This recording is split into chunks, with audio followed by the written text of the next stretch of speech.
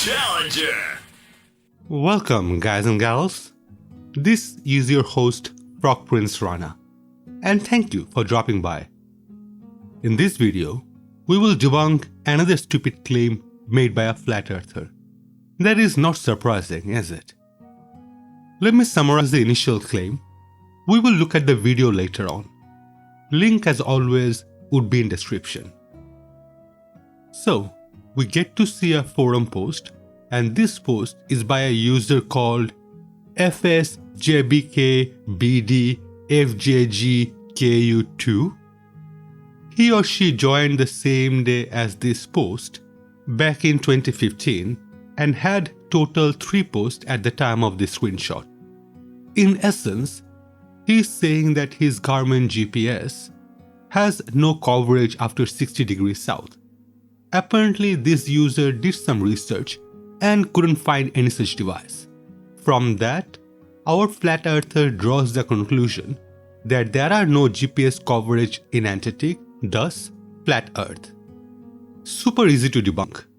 Here is an image taken on January 19th, 2007 using an Atrex legend. Link to this image down in description. This was taken by a skier named Richard. Then we have another photo of Garmin GPS at 90 degrees south. Now, if no GPS coverage in Antarctica means flat earth, then doesn't GPS coverage in Antarctica means no flat earth? Hey, I just disproved flat earth once and for all. Well, that's all for this video. Who am I kidding? The point of these videos is to also know more about stuff. So let's talk a bit about GPS. First, history out of the way. GPS, or Global Positioning System, started as a military application. US Department of Defense launched its first navigation system with timing and ranging, better known as Navstar satellite, in 1978. The 24 satellite system became fully operational in USA around 1993. Though civilians had access to this system since 1980, initially it was limited to lower accuracy data. In May 2000, we finally had access to the higher quality. This system in orbit inclined 55 degrees to the equator and about 20,000 km from the Earth's surface, making 2 orbits per day. These orbits are designed in such a way that there are always 6 satellites in view from most places on Earth. US is not the only player though. Russia has a satellite system called GLONASS and one in Europe called Galileo. India and China also has their own satellite system, but those sit in a geosynchronous orbit above their country and not global. With the history and the players out of the way, how does the positioning work? Let's start with a satellite. It is sending out radio waves. This navigational message contains 2 key information: time when the signal originated and position of the satellite. As radio wave travels at the speed of light, our GPS receiver can calculate the distance to the satellite by measuring how long it took for the radio wave to arrive. Let's look at some diagrams. If we know the distance from satellite A, we can draw a circle with that radius and conclude that we are somewhere on the perimeter. With 2 satellites, we now have 2 intersections, and we are in one of those 2 points. With the 3rd satellite, we can narrow it to 1 point, and voila! What are the issues? Well, there are multiple complications that we need to be aware of.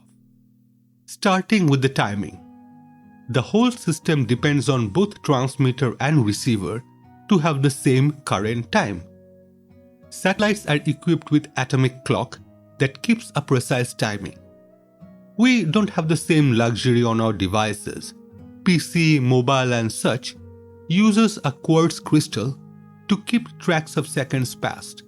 Even a variation on the satellite atomic clock would give us incorrect values. A nanosecond difference in time would lead to 30 cm of error. Next complication is all to do with theory of relativity. Those atomic clocks in satellite ticking ever so slightly slower than clocks stationary on the ground. This translates to around 7 microseconds of delay. Then we have general relativity.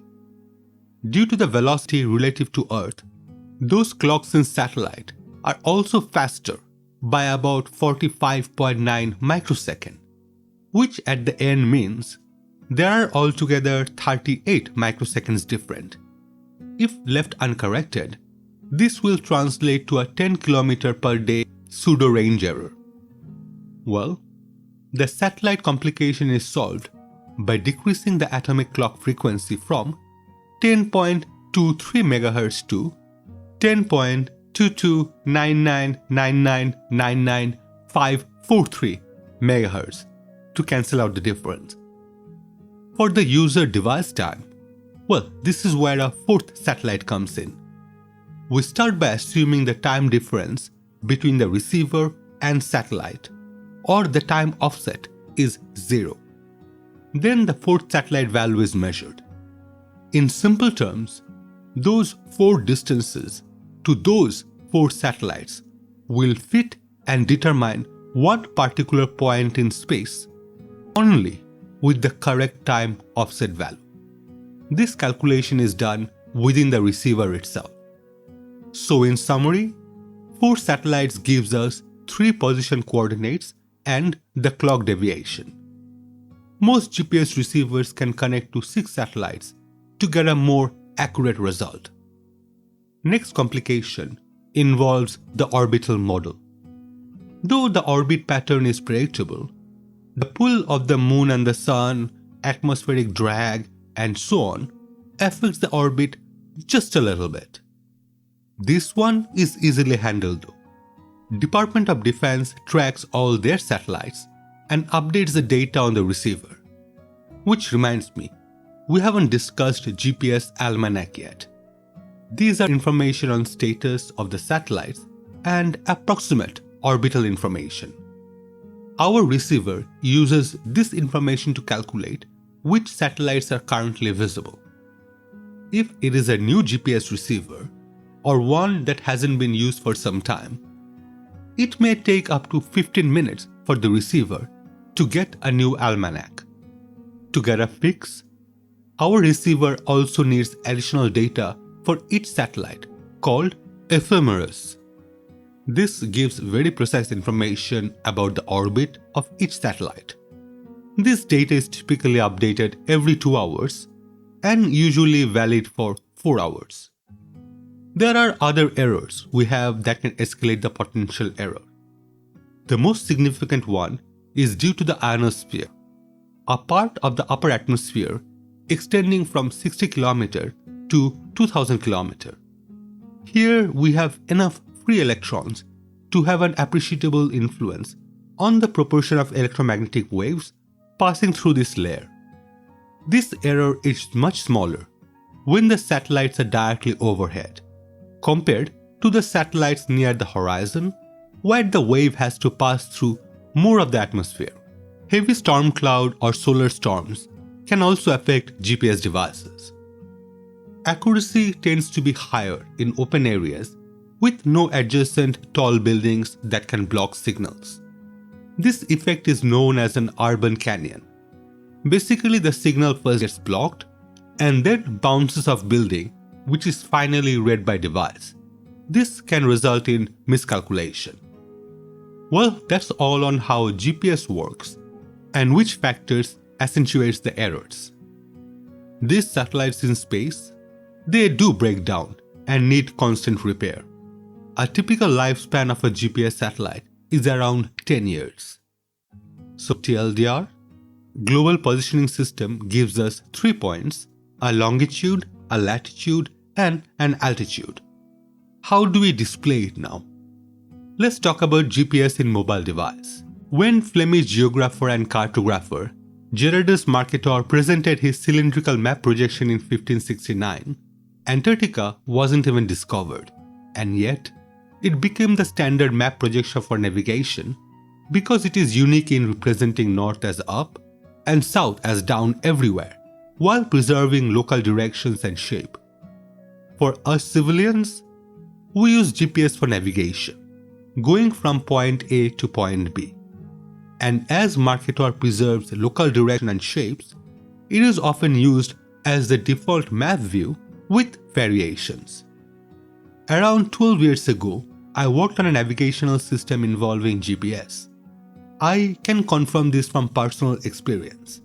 I could have put a background image of Discworld as long as I could map a lat-long value to a pixel XY value. Garmin and other manufacturers do the same. They get street-level data from various providers with embedded location. So what happens on a software level? Well, from the detected location, it would try to find a map from its storage or try to download it from internet. What happens if it doesn't have a map for that location? Well, depends on the software. It might display an empty space, or it would display an error message, no map data found, or limit the result within the boundary. Those are all valid software strategy. But of course, a dedicated GPS device would look more like this. Default view is without any map projection, just location, elevation, accuracy, and satellite used. Some software packages do have issues plotting and measuring distances in polar region, but the hardware itself works fine with accurate data. Well, that should be more than what most people would want to know about GPS. Now, back to the video. This part talks about Mercator projection. As we have already discussed, every projection sacrifices some aspects for others. And simply because Earth is spherical, it can never be projected on 2D surface without sacrifice, unlike a flat Earth, which should have one projection, which we still haven't seen from any flat earther. So I'm clicking, this is what you get. You're gonna get this. It shows how these satellites go in every direction, covering the whole globe, but in fact that's not really true. Now, we all know how dumb this argument is. From any point on the globe, we need connection to 4 satellites. Yes, as mentioned earlier, when above us, we get the best accuracy, but it doesn't need to be. On screen, you are seeing several images on how the satellites move throughout the day. Well, let's suppose there are not many people living at the pole. Then, what is the point of having more satellite coverage over there? You can still access enough satellites to get your location. This claim only shows that this person has no idea how GPS works. Following part read out various forum posts. Those talk about different map data sources and various models to buy. Some complaints about OpenStreetMaps not recognizing Antarctica. That is a true facepalm moment. Then some more plotting BS. Again assuming it has to be overhead. Once again, it doesn't need to be. Okay, which one makes more sense? Well, that whole argument is based on a wrong assumption that you don't have GPS coverage. That is false, lie, whatever you call it. Then we see a Glisten's map. This is the first one I am seeing with a no-fly zone mark. Now that place does not exist on our Earth. I can assure you of that. That area airspace belongs to several different countries and are open. But honestly, I don't even know what to say. The whole principle of GPS is based on timing from satellites. So as long as you have that signal, nothing else matters. If Earth was flat and we had satellites flying above, it would even be easier to get the signal from the pole, as the damn curvature wouldn't get in the way. I truly fail to grasp the logic or lack of. And this red line here, it's 60 degrees. From this point forward, it's 6 degrees to 90. It's another non-fly zone here. Nothing happens here, no coverage. of GPS. Only this area here, and actually mostly of this area where the continents are. This area here, deep south in the Pacific, it's a no coverage zone. If you remember the video where Captain Marcello says that he flies for 10-11 hours here in the dark, no communication.